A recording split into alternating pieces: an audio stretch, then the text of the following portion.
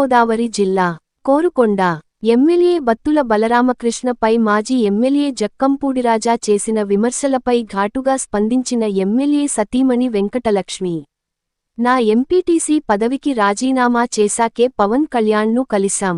ఈ ప్రభుత్వం వచ్చాక ఆమోదింప చేసుకున్నాను. మా స్వంత లాభం కోసం రాజకీయాల్లోకి రాలేదు. పైన పవన్ కళ్యాణ్, క్రింద జనసైకిలే మా ధైర్యం. ఈ ప్రభుత్వంలో గ్రామ పంచాయతీలలో జరుగుతున్న అభివృద్ధిని మీ పార్టీకి చెందిన సర్పంచ్లు, ఎంపీటీసీలను అడగండి. ఎంపీటీసీ భర్తపై 34,000 ఓట్ల తేడాతో ఓడిపోయావు. ఎంపీటీసీ పై నిలబడితే 50,000 ఓట్లతో ఓడిపోయేవాడివి. వచ్చే ఎన్నికల్లో నీ పోటీ చేసేది నేనే. ఆ ఎంపీటీసీ గురించి మాట్లాడడానికి మీకు అవకాశం దొరుకుతుంది కాబట్టి అది మీకు ఆమోదించకుండా ఆఫీసర్ని భయభ్రాంతులు చేసి నా రాజీనామాన్ని అయితే మీరైతే అంగీకరించకుండా అలా దాచిపెట్టించారు. మా ఎన్డీఏ ప్రభుత్వం వచ్చిన తర్వాత నేనైతే నా ఎంపీటీసీ పదవిని నేనైతే రాజీనామా ఆమోదించుకున్నాను. మీరు అడవిలో ఉండడం వల్ల నా రాజీనామా పత్రాన్ని మీరు తెలుసుకోలేకపోయారు. నేను రాజీనామా చేసిన విషయం మీరు తెలుసుకోలేకపోయారు. ఒకసారి నియోజకవర్గంలోకి వచ్చి ప్రజల్లో తిరిగితే నా రాజీనామా అనేది నేను చేసేనన్న విషయం మీకు అర్థమవుతుంది. ఇది క్లియర్గా చదువుకోండి. ఎందుకంటే మీరు శంకర్ దాదా ఎంబీబీఎస్, మీకు పూర్తిగా చదవచ్చో రాదో నాకు తెలియదు. ఇది క్లియర్గా అయితే చదువుకుని నా రాజీనామాను మీరైతే చూస్తారనేసి నేను మిమ్మల్ని కోరుతున్నాను. అదేవిధంగా మా గురించి మాట్లాడడానికి ఏమీ ఉండదు కాబట్టి ఎంతసేపు నా రాజీనామాను ఒక ఆడదాన్ని విమర్శిస్తున్నానన్న వింగిత జ్ఞానం మీకు లేక అస్తమాట నా రాజీనామా గురించి మాట్లాడతారు. మేము చేసే అభివృద్ధి కార్యక్రమాలు మీరు ఒకసారి చూడండి. చూసిన తర్వాత గతంలో మీ పరిపాలన ఏంటో ఇప్పుడు మా పరిపాలన ఏంటో ఒకసారి చూడండి. మేము అభివృద్ధి కోసం, రాజానగరం ప్రజల అభివృద్ధి కోసం అయితే రాజకీయాల్లోకి వచ్చాం, కానీ మా సొంత స్వలాభం కోసం అయితే మేము రాజకీయాల్లోకి రాలేదు. మాకు అవసరం లేదు.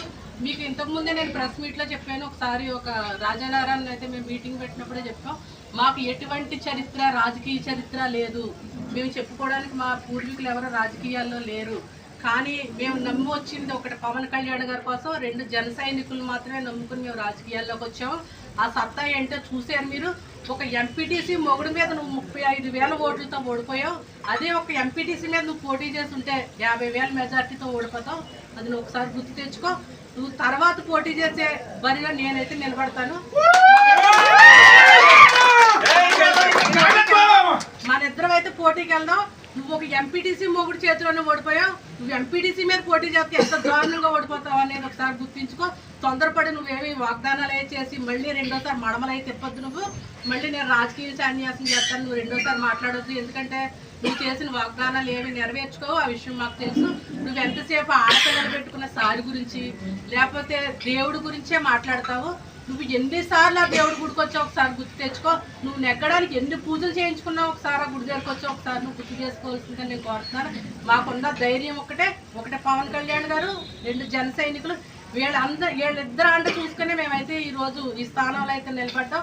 అదేవిధంగా పవన్ కళ్యాణ్ గారు ఒక రిపబ్లిక్ డే రోజునైతే రాజానగరం సీట్ని అయితే ఫస్ట్ అనౌన్స్ చేశారు. ఆయన టికెట్ కూడా అనౌన్స్ చేసుకోకుండా నా భర్త సీట్ని అయితే ఆయన అనౌన్స్ చేశారు. అదొకసారి నువ్వు దృష్టిలో పెట్టుకో.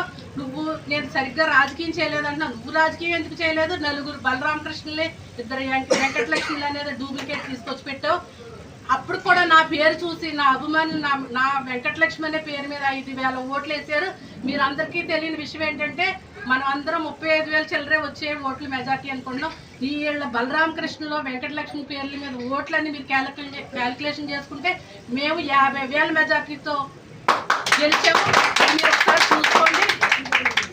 జగన్మోహన్ రెడ్డి గారు లాస్ట్లో 2 చోట్లకే ప్రచారానికి వెళ్ళారు. 1 పిఠాపురం, 2 రాజానగరం నియోజకవర్గం. నువ్వు బతిమాలి నేను ఓడిపోతాను, ఒక ఎంపీటీసీ మొగుడు చేతిలో నేను ఓడిపోతున్నాను, కాళ్ళ ఎళ్ళ పడితే ఆయన ప్రచారానికి అయితే వచ్చారు. అది నువ్వైతే ఒకసారి దృష్టిలో పెట్టుకుని మాట్లాడు. నువ్వు చాలా గట్టిగా ప్రయత్నించావు. కాకపోతే జనాలు నీ మాయలో పడి నిన్ను నమ్మక ఎప్పుడో నిన్నైతే దూరంగా పెట్టారు. నువ్వు ఇంట్లో తల్లిని తమ్ముళ్ళే నెగ్గలేనన్నాడు. మాట్లాడేవాళ్ళ కోసం ఎన్నో తలపెడతావు. అయినప్పటికీ మాకున్న ధైర్యం అంటే పైన పవన్ కళ్యాణ్ గారు, కింద జన సైనికులు.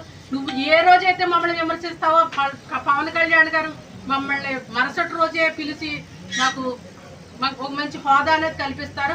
నువ్వు మాట్లాడే ప్రతి మాటకి దేవుడు మాకు ఆశీర్వాదాలు అంటే పవన్ కళ్యాణ్ గారి చేతులు మంచి భవిష్యత్తు ఉంటుంది. ఈవేళ మమ్మల్ని దూషించావు, రేపు మంచిది ఏదో మాకు రాబోతుంది, అందుకే నువ్వు చూసి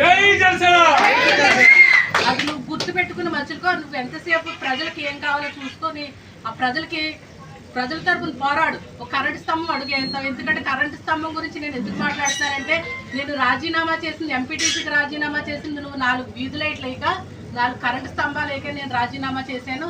నేను ప్రజలకి ఎన్నో చెప్పి వచ్చాను. నా ఊళ్ళో గ్రామ ప్రజలకి 4 కరెంటు స్తంభాలు వేయించలేనిది నేను రాజకీయం ఎలా చేయగలనే ఆ రోజు నేను రాజీనామా మీ ఇంటికి 4 కరెంటు స్తంభాలకైనా వస్తే నువ్వు మాట్లాడిన మాట ఆడవాళ్ళకి రాజకీయాలు ఏంటమ్మా అన్నావు. అమ్మనే తిరగనివ్వట్లేదు, నువ్వు కూడా ఎందుకమ్మా తిరక్కో ఇంట్లో కూర్చో అన్నావు. ఆ మాట నువ్వు అన్నావా లేదో ప్రమాణకం చేసి చెప్పు. నేను ఈ రోజు ఇప్పుడు వరకు అయితే ఈ విషయం ఎక్కడా చెప్పలేదు, ఈ రోజు నేను చెప్తున్నాను. ఆ రోజు అమ్మనే ఇంట్లో కూర్చోబెట్టాను. నువ్వెందుకమ్మా నువ్వు వీధిలో గట్ట తిరక్కో, నువ్వు ఎవరికి మాట ఇవ్వకో, మేము అలా ప్రస్తుతానికి అలా ఉంచుతాం అంతే. ప్రెసిడెంట్ని ఎంపీటీసీని రాజ్యాధికారం అంతా మాది అనేసి ఆ రోజు మీకు చెప్పడం జరిగింది. ఈ రోజు మీ ప్రెసిడెంట్ని అడగండి. మీరు ఎక్కువ ఇక్కడ మా రాజనగరం నియోజకవర్గంలో ఎక్కువ శాతం వైసీపీ ప్రెసిడెంట్లు